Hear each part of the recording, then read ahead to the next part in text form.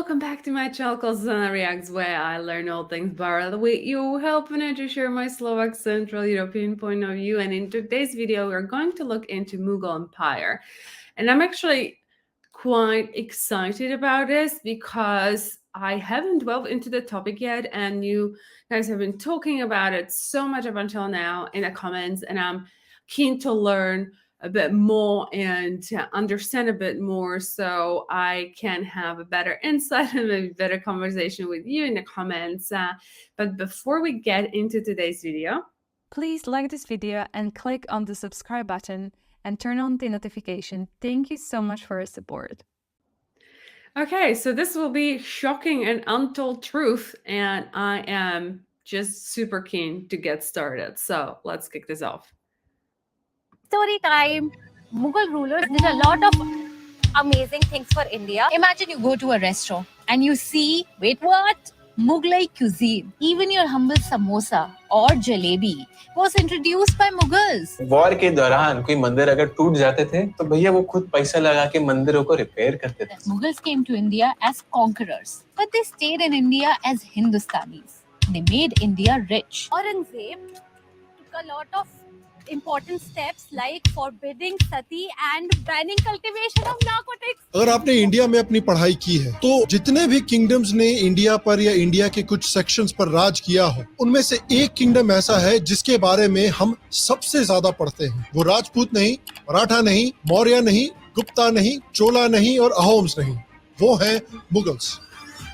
हमें अक्सर बताया जाता है कि मुगल राज के अंदर हिंदू और मुस्लिम्स के बीच में काफी भाईचारा बढ़ाया गया. रानी कर्मावती, जिन्होंने चित्तौड़ की रक्षा करने के लिए मुगल शासक हुमायूं को राखी भेजी थी. हमें बताया जाता है कि मुगल्स ओरिजिनल नेशन बिल्डर्स थे. I think they were one of the original nation builders. तू है, तेरे को पता नहीं है लेकिन तू है.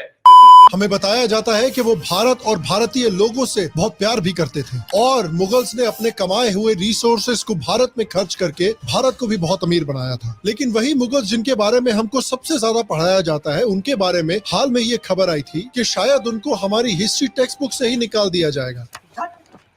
NCERT removes chapters on Mughal Empire from class 12 history book. We are being told that the NCERT has made modifications to 12th standard history curriculum by eliminating the chapters that pertain to the Mughal Empire. Some call it a great purge of key chapters in school history textbooks on everything from Mughal history to democracy and diversity.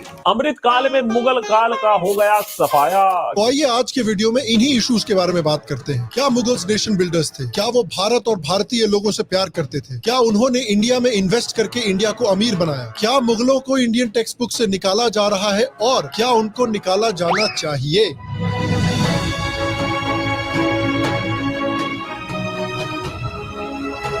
Hello, Shyam Sharma show के इस episode में आपका बहुत बहुत स्वागत है. मैं हूँ सेकुलरिज्म का सीईओ श्याम शर्मा और आप सबको एक सेकुलर प्रणाम. तो आज आइए बात करते हैं मुगलों की, जिन्होंने ताजमहल बनवाया, फतेहपुर सीकरी बनवाया और कुछ भी गलत नहीं किया. 200 सालों से इस जमीन पर मुगल सल्तनत की हुकूमत है, आगे भी रहेगी.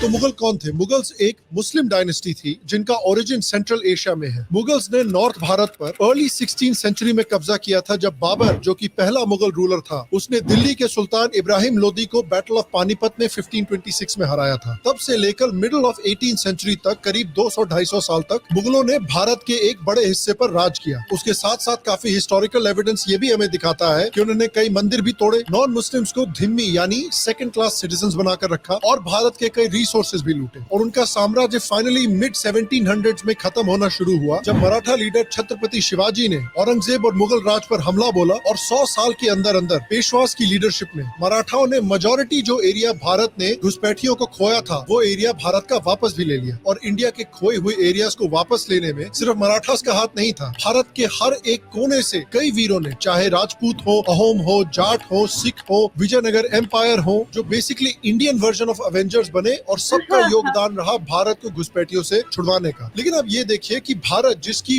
5, 6, 7 हजार साल पुरानी हिस्ट्री है, उस भारत के एक बड़े हिस्से पर सिर्फ 200 से 250 साल तक राज करने के बावजूद हमारी हिस्ट्री टेक्स्ट बुक्स में मुगल्स को उसी तरह से डिस्प्रपोर्शनेट स्पेस मिलता है जिस तरह से हमारी मसाला मीडिया उर्फी जावेद को डिस्प्रपोर्शनेट कवरेज देती है। एनसीईआरटी के टेक्स्ट बुक्स पर एक पब्लिक पॉलिसी रिसर्च सेंटर नाम के ऑर्गेनाइजेशन ने एक रिसर्च की थी जिसमें उन्होंने पाया कि हमारे टेक्स्ट बुक्स में अकबर का नाम 97 टाइम्स मेंशन्ड है, शाहजहां, औरंगजेब और जहांगीर का नाम 30 बार मेंशन्ड है, जबकि शिवाजी महाराज को सिर्फ 8 बार मेंशन किया गया है। और हमारे हिस्टोरियंस राणा कुंभ, राणा सांगा और महाराणा प्रताप को वैसे ही भूल गए जैसे गोलमाल फिल्म में जॉनी लीवर कभी कभी भूल जाते थे। इनफैक्ट इब्न बतूता जैसे हिस्टोरियंस को बहुत बार मेंशन किया गया है और कौटिल्य जैसे भारतीय फिलोसोफर्स को भी काफी इग्नोर किया गया है। इस्लामिक घुसपैठियों ने जो भारत के मंदिर तोड़े उनको भी इग्नोर किया गया है। और जबकि मुगलों के ऊपर कई चैप्टर्स डेडिकेट किए गए हैं, मराठा एम्पायर को सिर्फ एक पेज दिया गया है। पूरे मराठा डायनेस्टी को सिर्फ एक पेज में लिपटा दिया। बड़ा एहसान कर दिया साहब, ये एहसान कैसे चुकाएंगे मराठा आपका। और बेचारे जो अहोम्स हैं उनको तो लगता है 5 साल और इंतजार करना पड़ेगा 2 पैराग्राफ मिलने के लिए। तो हमारी हिस्ट्री टेक्स्ट बुक्स में ओवर रिप्रेजेंटेशन के साथ साथ मुगलों को हमेशा प्रेजेंट किया गया है अच्छे बड़े दिल वाले रूलर्स की तरह जो हमेशा कल्चरल हार्मनी फैलाते थे, जिन्होंने भारत को बहुत अमीर बनाया, जो भारत से बहुत प्यार करते थे। जब मोहम्मद गजनी आए थे, उन्होंने जब पंजाब रीजन को अपने अंडर में कर लिया था,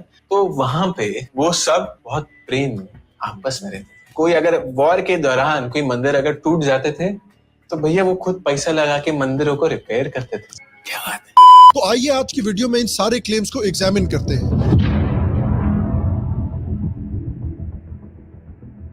देखिए, कई लोग ये मानते हैं कि भारत में कॉलोनाइजेशन सबसे पहले अंग्रेजों ने किया, लेकिन ये गलती है। हमारी हिस्ट्री में जब हम कॉलोनाइजेशन के बारे में बात करते हैं तो सिर्फ यूरोपियन कॉलोनाइजेशन के बारे में बात करते हैं, लेकिन भारत को अंग्रेजों के भारत में आने के 500 साल पहले भी एक बार कॉलोनाइज किया गया था, और वो है भारत की अनटोल्ड मिडिल ईस्टर्न कॉलोनाइजेशन। और आपको ये जानकर शायद सरप्राइज हो कि वो कॉलोनाइजेशन ब्रिटिश कॉलोनाइजेशन से कुछ खास डिफरेंट भी नहीं था। इस मिडिल ईस्टर्न कॉलोनाइजेशन को 3 भाग में बांटा जा सकता है: colonisation of governance, political and administrative colonization, economic colonization और cultural colonization। और जैसे जैसे हम इन 3 तरह के colonization को डिस्कस करेंगे, वैसे वैसे वो जो सवाल है कि क्या मुगल भारत से प्यार करते थे, उस सवाल का भी हमें जवाब मिल जाएगा। तो आइए मिडिल ईस्टर्न colonization के पहले एस्पेक्ट की बात करते हैं। क्लेम किया जाता है It is a fact that Mughals came to India as conquerors, but they stayed in India as Hindustanis.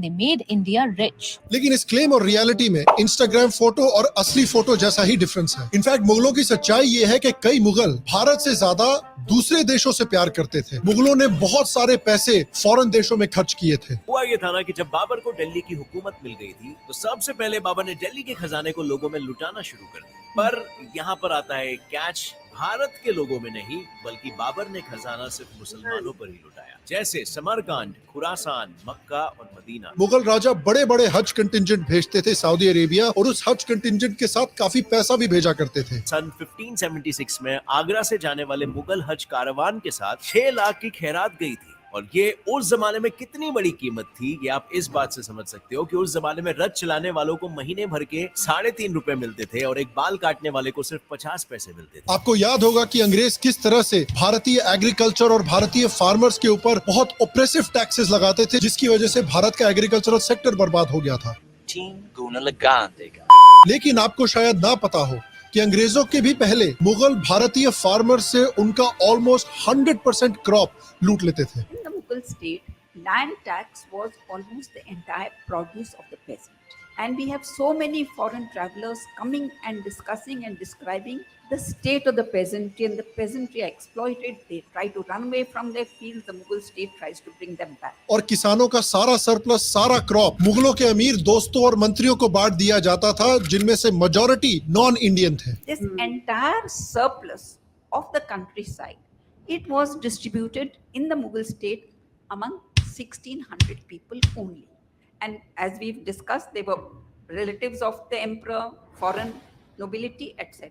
इसको सिर्फ राइट विंग सोर्सेज नहीं बल्कि इरफान हबीब जैसे लेफ्ट विंग सोर्सेज ने भी कंफर्म किया है। तो भैया अंग्रेजों ने तो सिर्फ मुगलों का होमवर्क कॉपी करके चेप दिया। In fact economic historian Angus Maddison भी बोलते हैं कि मुगल स्टेट भारत पर एक पैरासाइट था। उन्होंने सिर्फ पब्लिक से पैसा लूटा लेकिन भारत में कुछ खास इन्वेस्टमेंट नहीं की। वो सिर्फ अपनी जनता पर बड़ा बड़ा टैक्स लगाकर अमीर बनते रहे। According to French historian Francois Bernier, Mughals की एक्सप्लॉयटेटिव एग्रीकल्चरल प्रैक्टिसेस की वजह से भारत की एग्रीकल्चरल इंडस्ट्री बहुत बुरी तरह से भुगत रही थी और इस वजह से कई किसान से भिखारी या शहरों में जाकर डेली वेज लेबरर्स बन गए। और भारत जैसे देश में जहां अकाल बहुत रेयरली आया करता था वहां अकाल बहुत कॉमनली आने लगा। लेकिन देखिए, in all fairness I think ये बोलना कि मुगलों ने एग्रीकल्चर के लिए कुछ भी नहीं किया, ये थोड़ा अनफेयर है। मुगलों ने एक्चुअली एक बहुत बड़ा कैनाल बनवाया था जिससे कि एक एरिया की जियोग्राफी पूरी तरह से बदल गई और वो एरिया रेगिस्तान से बदलकर बिल्कुल हरा भरा हो गया। और वो एरिया इंडिया में नहीं, इराक में था।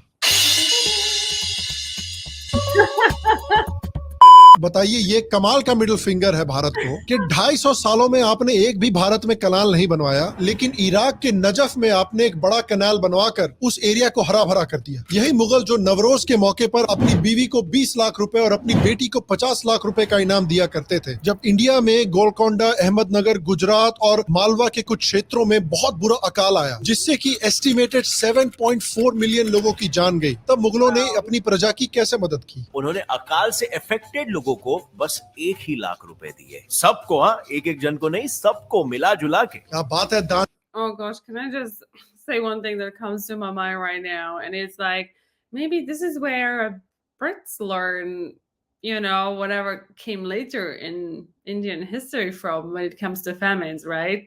From them. They read their history. वीर प्रभु, बस कंट्रोल।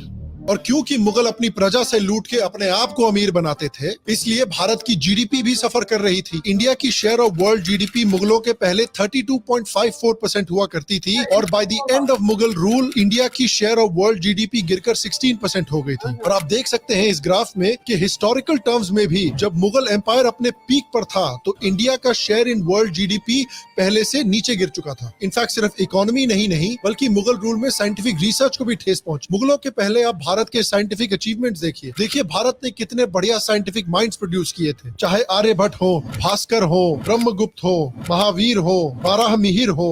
लेकिन मुगलों के आने के बाद अनफॉर्चुनेटली भारत में जो साइंटिफिक रिसर्च थी और भारत में जो साइंटिफिक माइंड्स थे वो बेसिकली गायब ही हो गए। तो जो क्लेम किया जाता है कि मुगलों ने भारत को अमीर बनाया, वो क्लेम वैसे ही इनएक्यूरेट है जैसे आपके टिंडर प्रोफाइल पे आपके बारे में जो फैक्ट्स हैं वो इनएक्यूरेट होते हैं। अब आइए डिस्कस करते हैं मिडिल ईस्टर्न कॉलोनियलिज्म का दूसरा भाग। अब भाई देखिए, अगर मुगल भारत से और भारत के लोगों से प्यार करते तो उसको एक्सप्रेस भी करते। तो देखते हैं मुगलों ने अपने प्यार को कैसे एक्सप्रेस किया। बाबर ने अपनी ऑटोबायोग्राफी में लिखा कि भारत कोई अच्छी कंट्री है नहीं और भारत के लोग दिखने में भी बड़े अगली हैं। बाबर इस बात से बहुत नाराज था कि भारत सिर्फ काफिर हिंदुओं से भरा पड़ा है। औरंगजेब भी हिंदुओं को मुसलमानों से बहुत इंफीरियर मानता था। बाबर का पोता अकबर, जो सबसे महान मुगल राजा माने जाते हैं, उन्होंने भी अपने मिलिट्री कैंपेन्स में कई हिंदुओं का बहुत बुरी तरह से नरसंहार किया था। फॉर एग्जाम्पल, एक बार उन्होंने चित्तौड़ में इतने हिंदू मारे थे कि उन हिंदुओं के जनेऊ का वजन 75 मन था। 1 मन इज इक्वल टू 40 किलोग्राम। तो कितने लोग मारे गए थे वो मैथमेटिक्स आप खुद ही कर लीजिए। अकबर के बेटे जहांगीर ने भी अपने पिताजी के फुटस्टेप्स में ही फॉलो किया और कई मंदिर तोड़े क्योंकि वो मानते थे कि हिंदू रिलीजन वर्थलेस है और उनका मानना था कि इन मंदिरों को तोड़कर वो इस्लाम की ग्रेटनेस को दिखा रहे हैं। ये बातें उन्होंने अपनी ऑटोबायोग्राफी में भी लिखी थी। भैया, ये प्यार है तो गब्बर को भी ठाकुर की फैमिली से बहुत प्यार था। अगर ये प्यार है तो हिटलर को भी यहूदियों से बहुत प्यार था। अगर ये प्यार है तो यूरोपियंस को भी नेटिव अमेरिकन से बहुत प्यार था। आप तो जानते ही है कि चर्चिल ने इंडियंस के बारे में एक बार क्या कहा था।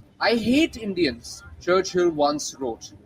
They are a beastly people with a beastly religion. आप बताइए कि जो बाबर, जहांगीर और औरंगजेब ने इंडियंस के बारे में बोला है, वो जो चर्चिल ने इंडियंस के बारे में बोला था उससे कैसे डिफरेंट है। और भारत की तरफ मुगलों का जो प्रेम है वो इस बात से भी साबित होता है कि जब इंडिया में बाबर ने मुगल रूल बनाया था तब मेजॉरिटी ब्यूरोक्रेट्स और एडमिनिस्ट्रेटर्स भारतीय नहीं थे बल्कि ईरानी और सेंट्रल एशियन थे। इसके बावजूद कि उनकी पॉपुलेशन भारत में सिर्फ 1% थी। One were the Iranis from Iran and the other were the Central Central Asians or Turanis. The entire ministry was dominated only by these two groups. There was no question of accommodating or giving space to any Indian Muslim or Rajput or whoever. Humayun के अंतर्गत भी यही system बना रहा। भारतीयों के साथ power नहीं शेयर की गई। अकबर ने फाइनली जाकर कुछ राजपूतों और इंडियन मुस्लिम्स के साथ भी पावर शेयर की, लेकिन पॉलिटिकल रीजंस की वजह से उनको ऐसा करना पड़ा। He was all the time threatened with revolts by other foreign groups who said we are from more distinguished families, why should we not sit on the throne of Hindustan?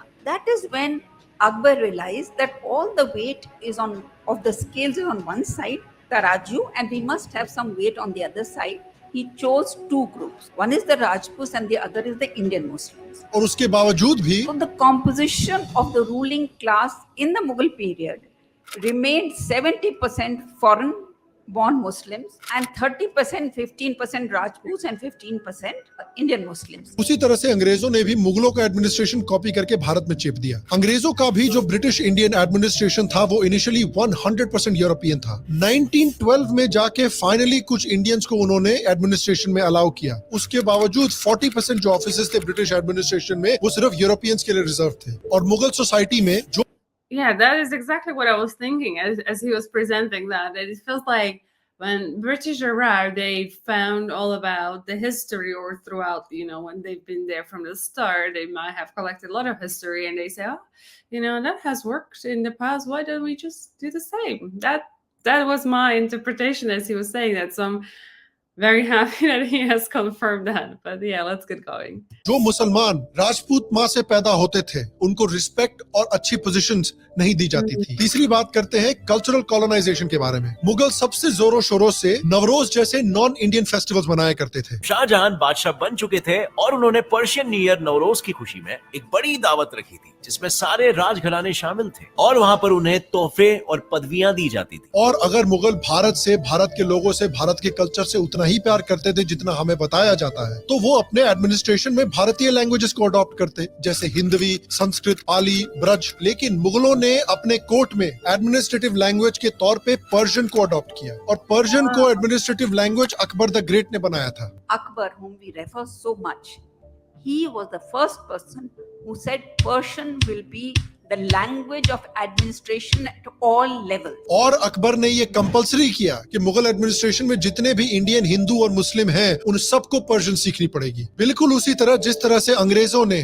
Bharat में English और English education को हिंदुस्तानियों के ऊपर force किया था। Familiarly acquainted with English literature, the Indian would speak of the great Englishmen with the same enthusiasm as the British themselves. जो अंग्रेजी policy थी कि इंग्लिश लैंग्वेज और इंग्लिश एजुकेशन का इस्तेमाल करके ऐसे इंडियंस क्रिएट किए जाएं जो स्किन से ब्राउन हो लेकिन दिमाग से अंग्रेज हो। Do our best to form a class who may be interpreters between us and the millions whom we govern. A class of persons Indian in blood and color, but English in taste, in opinions, in morals, and in intellect. आप देख सकते हैं कि यही काम मुगलों ने भी किया था। लेकिन जिस तरह आप हर रोज अपनी ब्राउजर हिस्ट्री को डिलीट कर देते हैं, उसी तरह इस सारी इंफॉर्मेशन को भी हमारी टेक्स्ट बुक से डिलीट कर दिया गया है। ना सिर्फ पर्शियन लैंग्वेज भारत के ऊपर इम्पोज किया गया था मुगलों द्वारा, बल्कि भारत के ऊपर सेंट्रल एशियन और मिडिल ईस्टर्न आर्किटेक्चर भी फोर्स किया गया था। Architecture. It was the rule in the Mughal period. Every lane, by-lane highway should be dominated only by mosques. अभी तक तो हमने ये भी नहीं मेंशन किया कि मुगलों ने भारत में कितने मंदिर तोड़े। According to historian Sitaram Goel, Islamic घुसपैठियों ने भारत में 40,000 के आसपास मंदिर तोड़े हैं, इंक्लूडिंग राम मंदिर, काशी विश्वनाथ, मथुरा, भीमा देवी, 64 योगिनी मंदिर। और आपको याद है ये क्लिप जो मैंने आपको पहले दिखाई थी? कोई अगर वॉर के दौरान कोई मंदिर अगर टूट जाते थे तो भैया वो खुद पैसा लगा के मंदिरों को रिपेयर करते थे। तो इस इंफॉर्मेशन का एविडेंस जानने के लिए एक RTI फाइल किया गया था कि भाई इस क्लेम का आपके पास प्रूफ क्या है, और उसका जवाब सुनिए। नहीं है, कोई एविडेंस नहीं, सॉरी, बस चैप्टर लिख दिया। भैया फैन फिक्शन लिखा जा रहा है NCERT टेक्स्ट बुक्स में, और अगर फैन फिक्शन लिख ही रहे हो तो नेहरू जी भी सोच रहे होंगे कि भाई हम अगर अपने अरमानों के बेसिस पर हिस्ट्री टेक्स्ट बुक्स में चीजें लिख रहे हैं तो मेरी और एडवीना के अरमानों की स्टोरी भी लिख देते यार। और याद रखिए कि बाबर और औरंगजेब जैसे मुगलों ने हिंदुओं के ऊपर जजिया टैक्स भी लगाया था, जो कि नॉन मुस्लिम्स के ऊपर सिर्फ नॉन मुस्लिम्स होने के लिए एक एक्स्ट्रा टैक्स लगाया जाता है। और आप देखिए कि मुगल कितने इंस्पिरेशनल लोग थे यार। औरंगजेब ने लोगों को इतना इंस्पायर किया कि औरंगजेब की मौत के ऑलमोस्ट 300 साल बाद आइसिस औरंगजेब की तरह ही नॉन मुस्लिम्स के घर पर एक मार्क लगाता था और उनसे एक्स्ट्रा पैसा वसूल करता था क्योंकि वो नॉन मुस्लिम्स थे। ये होता है इंस्पिरेशनल आदमी, अपनी मौत के 300 साल बाद भी लोगों को इंस्पायर कर रहा है। तो अगर आप लाइफ में कभी डिप्रेस्ड फील कर रहे हो तो कम से कम एक सेकंड रुक के भगवान को धन्यवाद दे दीजिए कि यार कि कम से कम मैं मुगल राज में तो पैदा नहीं हुआ। तो हमने अभी तक देखा कि मुगल इकोनॉमिकली, कल्चरली और पॉलिटिकली इंडियंस को ऑप्रेस कर रहे थे। तो हमारा जो ओरिजिनल सवाल था कि भाई क्या मुगल भारत से और भारत के लोगों से प्यार करते थे? जवाब है कि मुगल भारत और भारत के लोगों से उतना ही प्यार करते थे जितना सलमान खान विवेक ओबरॉय से प्यार करते हैं। अब देखिए सारे मुगल्स क्लियरली ऐसे नहीं थे। अकबर ने चाहे पॉलिटिकल कंसिडरेशंस की वजह से ही किया हो, लेकिन कम से कम उसने गवर्नमेंट में इंडियन हिंदूज और इंडियन मुस्लिम्स को इंक्लूड किया। उसने कोशिश की हिंदूज और मुस्लिम्स के बीच में एक बेहतर रिलेशनशिप बनाने की। उसने दीन इलाही नाम की एक आइडियोलॉजी डेवलप की जो इस्लाम का एक और टॉलरेंट फॉर्म होने की कोशिश कर रहा था। उसके साथ साथ हमारे पास शाहजहां के सबसे बड़े बेटे और औरंगजेब के भाई दारा शिकोह का भी एग्जाम्पल है। दारा शिकोह सूफी आइडियोलॉजी में बहुत विश्वास रखते थे और उसके साथ साथ हिंदू लिटरेचर में भी काफी इंटरेस्ट रखते थे। इसलिए उन्होंने कई सूफी टेक्स्ट और उपनिषद को भी पर्शियन में ट्रांसलेट किया था। वो चाहते थे कि सूफिज्म और हिंदुइज्म दोनों एक ही सच की तरफ जाने के दो अलग अलग तरीके हैं और इसलिए वो हिंदूज और मुस्लिम्स के बीच में हार्मनी क्रिएट करना चाहते थे। आप इमेजिन कीजिए जरा कि अगर औरंगजेब के बजाय दारा शिकोह राजा बनता मुगल राज का, तो शायद भारत कितना डिफरेंट होता। भारत और इंडियन सब कॉन्टिनेंट की मुस्लिम कम्युनिटी कितनी डिफरेंट होती। हिंदूज और मुस्लिम्स के बीच की रिलेशनशिप कितनी डिफरेंट होती आज। ये राज भी उसी के साथ चला गया। लेकिन अनफॉर्चुनेटली हिस्टोरिकली हमारे पास बहुत ज्यादा एग्जांपल्स हैं कि मुगल्स ने किस तरह से भारत को और भारत के लोगों को सौतेले की तरह ट्रीट किया। कई लिबरल मुगल्स ने भी कई मंदिर तोड़े और कई इनोसेंट हिंदुओं की हत्या की। लेकिन इस सब इंफॉर्मेशन के बावजूद इनको एक बहुत अच्छे और महान किंगडम की तरह दिखाया जाता है। तो ये कैसे हुआ? ये इन्फॉर्मेशन हमारे टेक्स्ट बुक्स में कैसे आई? देखिए मैंने इस बारे में एक ऑलरेडी वीडियो बना रखा है जो आप यहाँ पर या यहाँ पर क्लिक करके देख सकते हैं। बट इन अ नटशेल, आजादी के बाद मौलाना अब्दुल कलाम आजाद जैसे इस्लामिस्ट और नूरुल हसन जैसे कम्युनिस्ट के हाथों में इंडियन एजुकेशन की बागडोर दे दी गई और उस वजह से इंडियन टेक्स्ट बुक्स में एक बहुत बायस्ड वर्जन ऑफ हिस्ट्री दिखाई जाने लगी। तो अब आइए उस खबर की बात करते हैं कि क्या हिस्ट्री टेक्स्ट बुक से मुगलों को हटाया जा रहा है। देखिए मुगलों को हटाया नहीं जा रहा है, बल्कि मुगलों के बारे में कुछ ऐसे चैप्टर्स जो इंफॉर्मेशन को रिपीट कर रहे हैं उस इंफॉर्मेशन को हटाया गया है। Exercise that has been undertaken to drop certain chapters which are related to the Mughals are a part of syllabus rationalization. So the NCERT cites overlapping and irrelevant as reason when we talk about the dropping off of the chapters. Basically ये कोशिश है बच्चों पर load कम करने की ताकि बच्चों के पास थोड़ा फ्री टाइम ज्यादा रहे। यानी आने वाले महीनों में राहुल गांधी जी के पास 2-3 एक्स्ट्रा घंटे रहेंगे छोटा भीम देखने के लिए। तो मुगल हिस्ट्री को हटाया नहीं जा रहा बल्कि थोड़ा सा और कंसाइज किया जा रहा है। तो पिछले साल भी रेशनलाइजेशन प्रोसेस किया गया। ये चैप्टर इसमें है, अभी भी ये पढ़ाया जा रहा है। ये राजाओं के नाम और उनकी तिथि देने से बढ़िया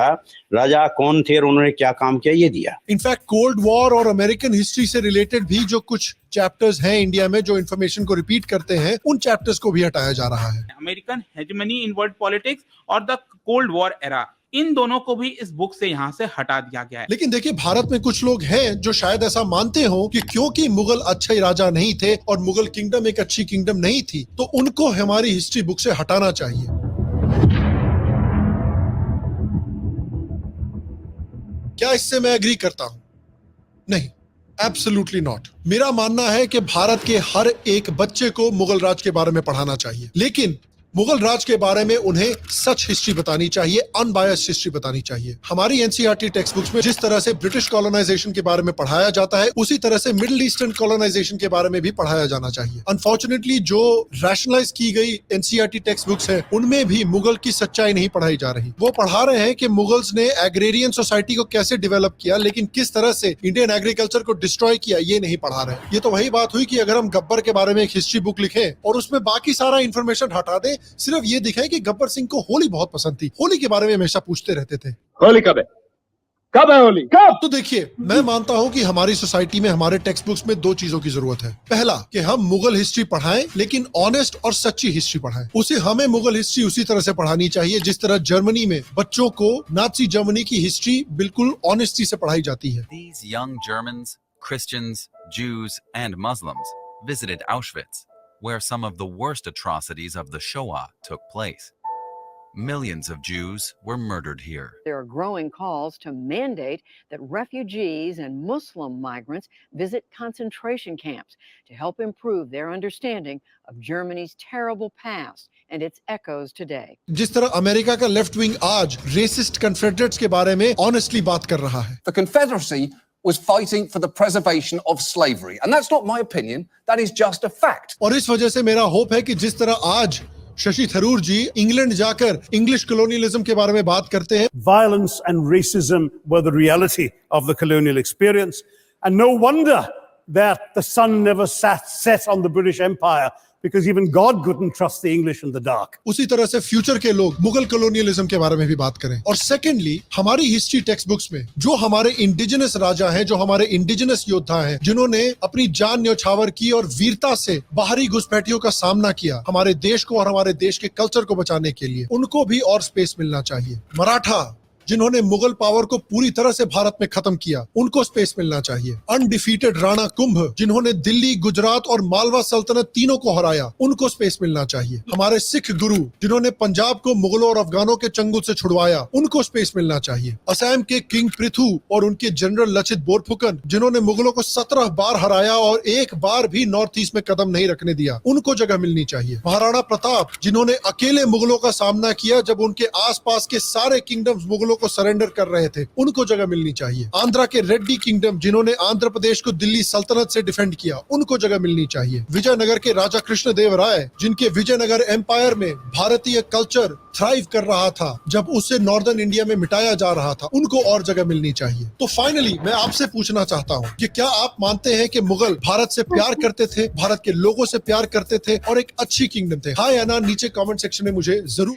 Okay, so I believe that was the end to the video, and wow, what a lot of information, food for thought. I've expressed some comments during the video, but wow, the more I know, obviously, the more the picture starts forming in my head, and I mentioned it in other videos about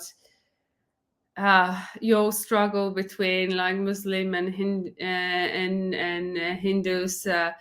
Is becoming clearer and clearer. I hope I'm interpreting it correctly in my head based on the information I'm getting from you and from those videos. And I actually wanted to add that when he's talking about like should the part of history be taken out of history books, I'm also a person that believes that it should. And I think exactly how he pointed out in German history, they go through that. And I think that, you know, every nation have something in their long history that they're not proud of, right? But that's something that we should learn about and learn from and move away from and not repeat. I think that's the lesson in life, right? As well. So we have the same in Slovakia. We had like in Slovakia once upon a time during Second World War, but it was not a state that we actually acknowledge as Slovaks or we are proud of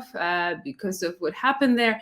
But I think nonetheless it is important to recognize it, and I think what's important to interpret history as correctly as possible, although I feel like at times it may not be quite possible, but because there will be, you know, different influences, and I believe that history has always been used for political aims and for political manipulation, and intentions, and what has been done can easily be swayed and manipulated. So yeah, it's hard, but but what do you think about that? If Mughals should be removed from the books? I'd love to know your opinions below. A lot has been said in that video about you know how from the comments so far. I did not catch a positive sentiment from you guys. But if there was anything you think that they brought that is positive, please do let me know in the comments. And with that being said, thank you so much for watching this video with me. If you did enjoy it, please hit thumbs up, share a like, and subscribe to this channel, and I'll see you next one. Until then, please do take care. I'm sending much love. Bye bye.